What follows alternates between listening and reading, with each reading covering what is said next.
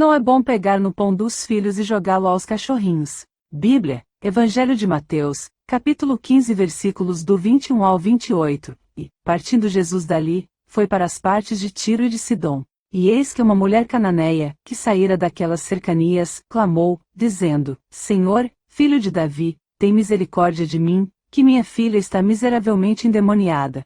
Mas ele não lhe respondeu palavra. E os seus discípulos, chegando ao pé dele, rogaram-lhe, dizendo, despede-a, que vem gritando atrás de nós. E ele, respondendo, disse, eu não fui enviado senão às ovelhas perdidas da casa de Israel. Então chegou ela, e adorou-o, dizendo, Senhor, socorre-me. Ele, porém, respondendo, disse, não é bom pegar no pão dos filhos e deitá-lo aos cachorrinhos. E ela disse, sim, Senhor, mas também os cachorrinhos comem das migalhas que caem da mesa dos seus senhores. Então respondeu Jesus, e disse-lhe, ó mulher, grande é a tua fé. Seja isso feito para contigo como tu desejas. E desde aquela hora sua filha ficou sã. Voltando um pouco, recordando o ministério de Jesus, quando ele dirigiu-se ao Rio Jordão e foi batizado por João Batista no rio, o batismo de Jesus não é um símbolo de arrependimento de pecados, mas para identificar quem era Jesus como um enviado, o Salvador e iniciar seu propósito na terra. Deus tinha dado um sinal a João, que já esperava que o Espírito de Deus viesse sobre alguém que ele batizaria. Por isso, quando Jesus sai da água, João não se surpreendeu de ver o Espírito de Deus descer sobre Jesus, pois já sabia Deus já tinha revelado. A lei era só até João Batista, depois seria substituída pela graça, por intermédio de Jesus. Desde então é anunciado o Evangelho do Reino de Deus. Lucas capítulo 16 versículos 16 e 17. A lei e os profetas duraram até João. Desde esse tempo o Evangelho do Reino de Deus vem sendo anunciado, e todos se esforçam para entrar nele. Jesus batiza com o Espírito Santo e com fogo, João Batista batizava com água. Mateus capítulo 3 versículo 11, eu, em verdade, vos batizo com água, para arrependimento, mas depois de mim vem alguém mais poderoso do que eu, tanto que não sou digno nem de levar amarrar as suas sandálias. Ele vos batizará com o Espírito Santo e com fogo. Logo depois o Espírito Santo guiou Jesus, direcionou, impulsionou a ir ao deserto onde ficou por 40 dias, foi tentado pelo inimigo espiritual. Jesus voltou para a Galiléia no poder do Espírito, ensinava nas sinagogas e fazia milagres, naquela região era conhecido em toda parte. Jesus vai a Nazaré, na Galiléia, alguns dos judeus rejeitaram Jesus, não aceitaram Jesus. Chegando a Nazaré, onde foi criado, entrou num dia de sábado, segundo o costume, na sinagoga e levantou-se para ler. E foi-lhe dado o livro do profeta Isaías, onde está escrita a profecia.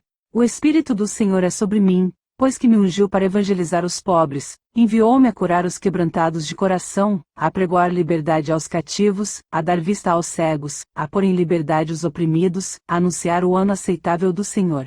E disse que naquele dia tinha se cumprido aquela escritura, eles estavam presenciando. Jesus afirma que a palavra da vinda do Messias estava se cumprindo em sua vida. Ele afirma que é o Messias.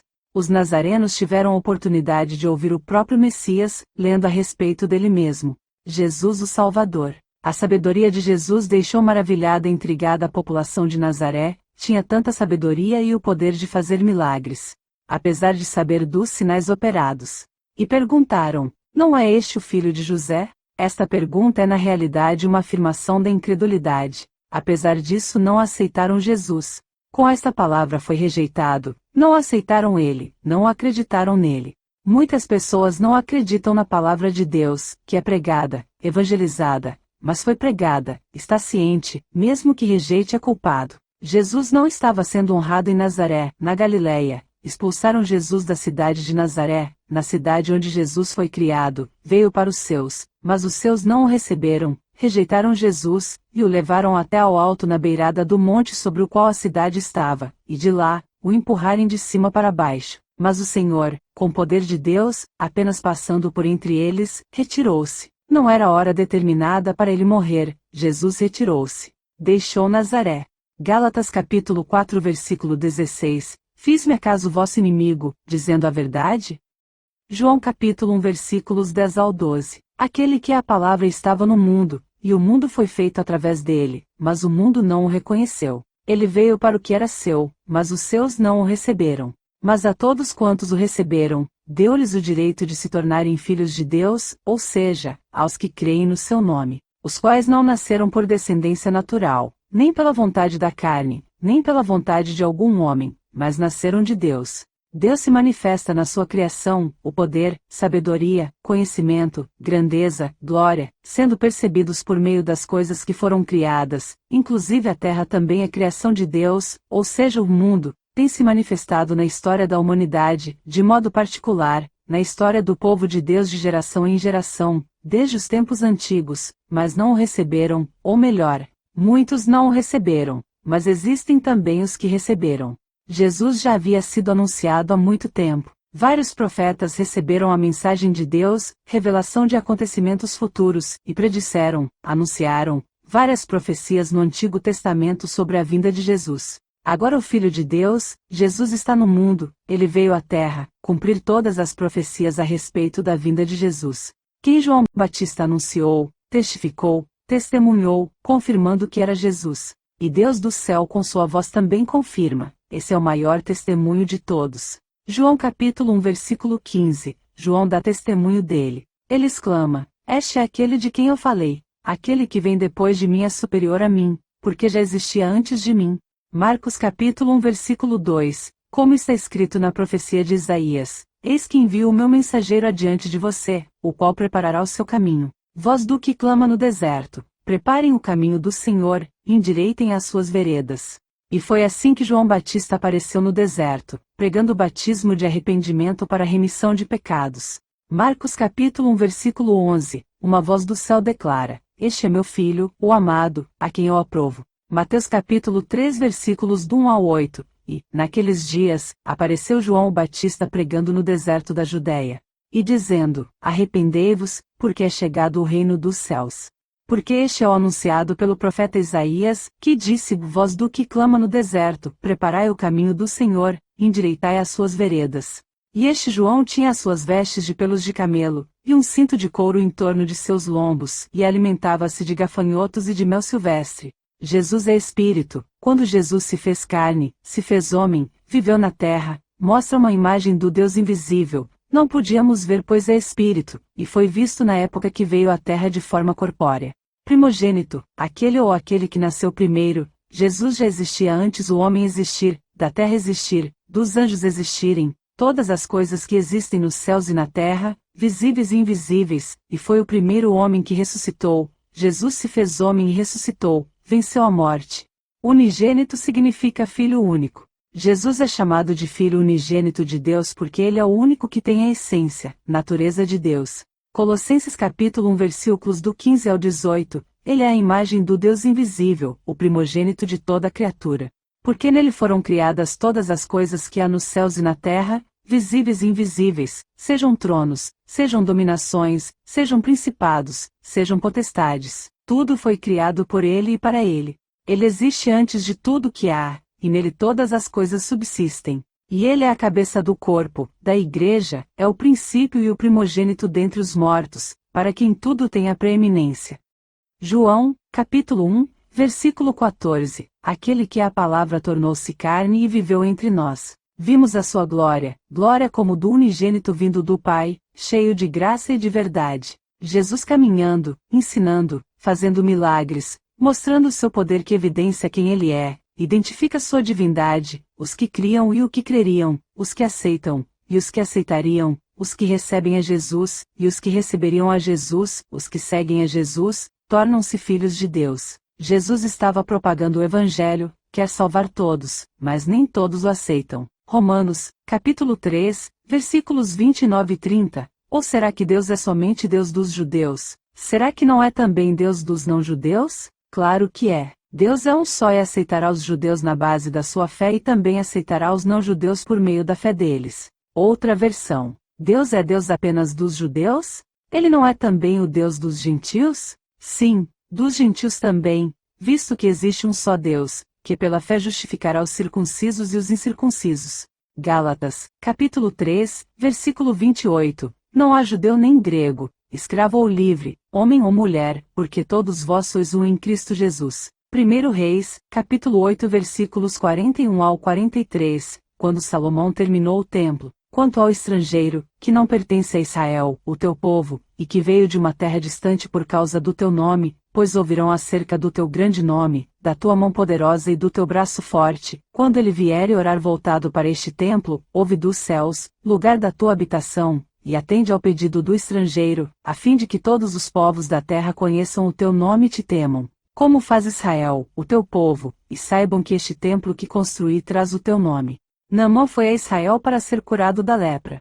Todos os estrangeiros que conhecerem a Deus, que aceitaram a Deus e que tornasse o seu Deus, fossem viver separados como com o povo de Deus, deviam ser incorporados ao povo de Deus, como foram Ruth, a Moabita, e Raabe a meretriz de Jericó. Enquanto Jesus ministrava, alguns fariseus e escribas, vindos de Jerusalém, se aproximaram de Jesus e lhe perguntaram: por que os seus discípulos quebram as tradições dos líderes religiosos? Pois eles não lavam as mãos antes de comer. Jesus respondeu com outra pergunta: por que vocês desobedecem aos mandamentos de Deus, seguindo as suas próprias tradições? Questionamento que nem estava na lei de Moisés, mas nas tradições deles, que consideravam como lei de Deus. Como alguns costumes que algumas igrejas de hoje em dia, que incluem costumes humanos, como se fosse parte da palavra de Deus e criticam os que não seguem a seus costumes humanos.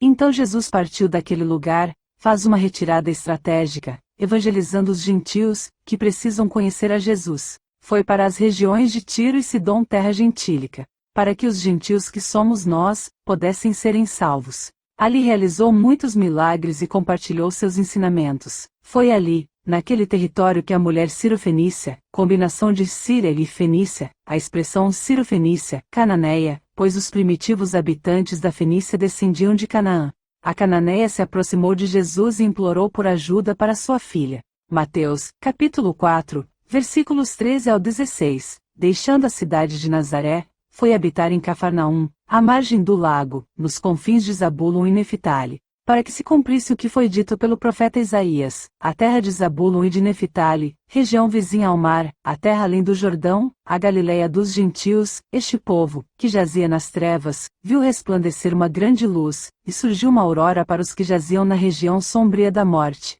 Território gentílico, Tiro e Sidom estão situadas na Fenícia. As principais cidades fenícias foram Sidom e Tiro, que possuíam um desenvolvimento econômico grande. Era terra de comerciantes e navegantes. A Fenícia era especialmente famosa por sua indústria de tintura de púrpura. A religião dos fenícios era politeísta, tinha vários deuses. Entre as suas muitas divindades, Baal era o seu deus principal, junto com a deusa Astarote. Com grandes templos dedicados a diversos deuses e deusas, prostituição cerimonial, bestialidade, bem como ritos de sacrifício de crianças. Jesus não responde à mulher cananeia, mas fica em silêncio. Mas a mulher cananeia não desistiu. Israel era a nação que tinha o único e verdadeiro Deus, como seu Deus, o povo separado, povo de Deus, dentre todas as nações eram os que serviam a Deus. Porém muitos dos israelitas rejeitaram. Então a salvação foi estendida para todos que aceitarem, que crerem, que seguirem a Jesus. Ele veio para o que era seu, mas os seus não o receberam. Romanos capítulo 11 versículo 1, pergunto, pois, acaso Deus rejeitou o seu povo? De maneira nenhuma. Eu mesmo sou israelita, descendente de Abraão, da tribo de Benjamim. Novamente pergunto, acaso tropeçaram para que ficassem caídos? De maneira nenhuma. Ao contrário, por causa da transgressão deles, veio salvação para os gentios. Mas se a transgressão deles significa riqueza para o mundo, e o seu fracasso, riqueza para os gentios, quanto mais significará sua plenitude. Estou falando a vocês, gentios.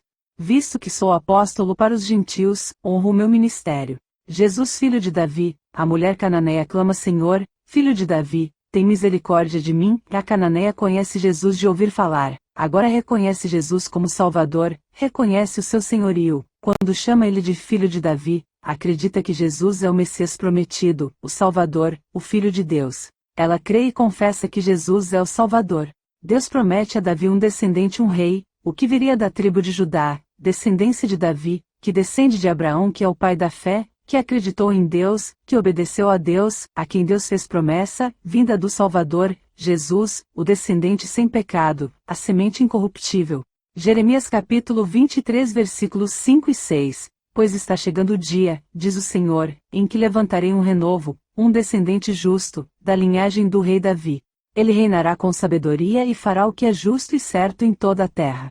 E este será seu nome: o Senhor é nossa justiça. Nesse dia, Judá será salvo, e Israel viverá em segurança. Tinha inúmeras profecias no Velho Testamento sobre a vinda de Jesus.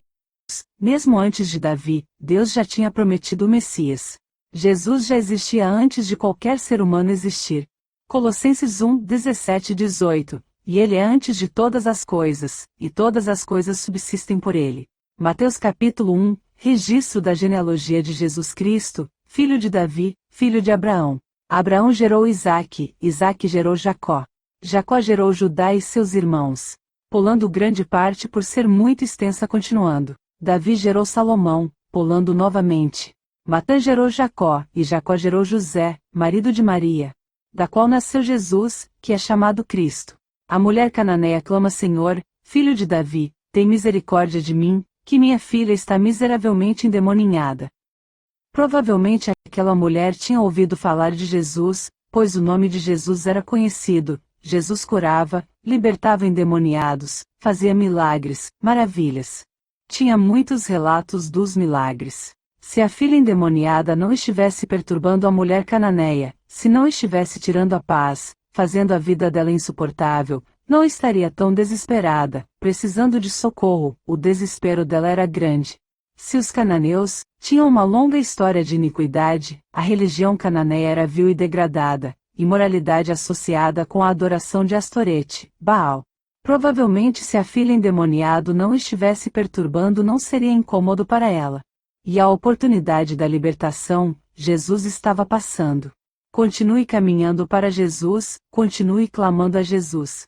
Então ela se aproximou, chegou perto. Não podemos adorar a Deus só com os lábios, mas com o espírito. Temos que nos aproximar de Deus, adorar em espírito e em verdade.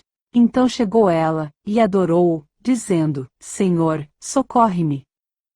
Inimigos do povo de Deus, quem adorava outros deuses e seus deuses não puderam ajudá-la. Ela adora Jesus. E pede ajuda. Ela colocou Jesus acima dos seus deuses pagãos. Jesus não atendeu imediatamente à súplica da mulher, nem respondeu. Com isso, Jesus deu a oportunidade dela buscar a Jesus, seguir a Jesus, e perseverar em Jesus. Agora Jesus responde e fala com ela. Ele disse não é bom, mas não disse que não faria. O pão da vida que Jesus queria dar vida, e que aproveitava toda ocasião propícia para ensinar profundas lições. Deus quer mais do que libertar, quer que tenhamos compromisso com Ele, deixemos os pecados, quer que recebamos a Jesus, siga Jesus, caminhe com Jesus, como Salvador, para nascermos de novo. Ele quer salvar, que passamos a ter compromisso com Ele, aliança. Mateus: não deem o que é sagrado aos cães, nem atirem suas pérolas aos porcos, caso contrário, estes as pisarão e, aqueles, voltando-se contra vocês, os despedaçarão.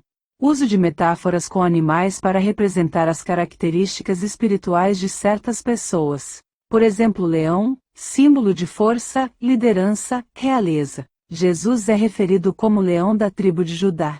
Cordeiro, símbolo de inocência, pureza, sacrifício. Jesus foi chamado de Cordeiro de Deus que tira os pecados do mundo.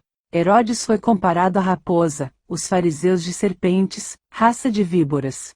No Velho Testamento, aos sacerdotes e sua família era permitido comer algumas partes da carne de certos sacrifícios oferecidos ao Senhor. Quem podia comer do sacrifício oferecido dependia do tipo de sacrifício e de quem o oferecia. Sacrifício de paz. Parte do sacrifício era consumida pela família do oferente, pelos sacerdotes e suas famílias, e por outros levitas. O sacerdote recebia a coxa direita do animal como porção. A carne da oferta de paz não devia ser consumida por quem estiver impuro. Ofertas de cereais eram distribuídas de forma igual entre todos os descendentes de Arão. Seria impensável para eles jogarem essa comida sagrada para algum cão. O cão não seria capaz de apreciar o valor. Os cães espirituais não apreciam o valor das coisas espirituais. Mesmo dando um alimento sagrado, não dão valor a esse alimento, não têm interesse na palavra de Deus, nas coisas espirituais. Não é por força nem violência. O cão selvagem não vira uma ovelha. A sua essência não muda, ele continua sendo um cachorro espiritual, que persegue, ataque, morde. Semelhantemente, um porco jamais pode apreciar a beleza e o valor de uma pérola rara. O alimento espiritual, reino espiritual tem muito valor, é precioso, um tesouro de valor inestimável, impossível de ser avaliado, incalculável. Pessoas pisam no que é sagrado, outros se enfureçam contra a pessoa, tentando denegrir, difamar, destruir a imagem, destruir a autoestima, destruir o ministério, põe defeitos, fala que está fazendo errado, não sabe fazer, que não tem efeito, que não adianta, tenta fazer a pessoa desistir de fazer do que está fazendo, destruir a pessoa em todos os sentidos. Mateus capítulo 13 versículos 45 ao 47, outro assim o reino dos céus é semelhante ao homem, negociante, que busca boas pérolas e, encontrando uma pérola de grande valor, foi, vendeu tudo quanto tinha, e comprou-a. Mateus capítulo 6 versículo 21, pois onde estiver o seu tesouro, aí também estará o seu coração. Segundo Pedro capítulo 2 versículo 22, o cão volta ao seu vômito e ainda, a porca lavada volta a revolver-se na lama. O cão vomita e come o que vomitou, vomita o que não prestava que estava dentro dele fazendo mal, mas come novamente, agora está mais sujo que antes, comeu do chão, comeu a sujeira do chão também, a porca lavada volta para a lama, suja novamente. Conhece a Cristo, é lavado pelo sangue de Cristo, depois voltar à vida antiga, voltar ao pecado, deixa Jesus, rejeita Jesus. Então respondeu Jesus, e disse-lhe, ó mulher, grande é a tua fé. Seja isso feito para contigo como tu desejas. E desde aquela hora sua filha ficou sã. Cachorro espiritual seria homem rebeldes, duro, resistente, não se submete a Deus. Quando Moisés desceu do monte e viu que tinham feito uma festa ao deus egípcio uma imagem de um bezerro de ouro para adorar, Moisés se indignou e arremessou as tábuas e quebrou. Aquele povo de dura cerviz. Cerviz é a parte posterior do pescoço, nuca. O animal que tem dura cerviz não é apropriado para receber a canga porque não se submete ao comando. Jesus fala de cachorrinhos, seria um cão domesticável, que podia ser domesticado, dócil, amável, que não resiste ao Espírito Santo, que se submete ao comando de Jesus, que pode se transformar em uma ovelha. Uma mulher que adorou e se prostrou, reconheceu que não era digna. Quando disse que os cachorrinhos comem das migalhas, se humilhou, foi mansa ao responder, teve fé, se esforçou, foi seguindo Jesus, não parou, persistentiu, conseguiu através da humildade e do quebrantamento, ela foi persistente e não desistiu, recebeu o favor de Deus. A filha foi liberta. A mulher cananeia nos mostra a importância de não desistir diante das dificuldades, mas continuar buscando a intervenção divina com humildade e confiança e perseverança, pois não somos dignos. Glórias a Deus. Aleluias.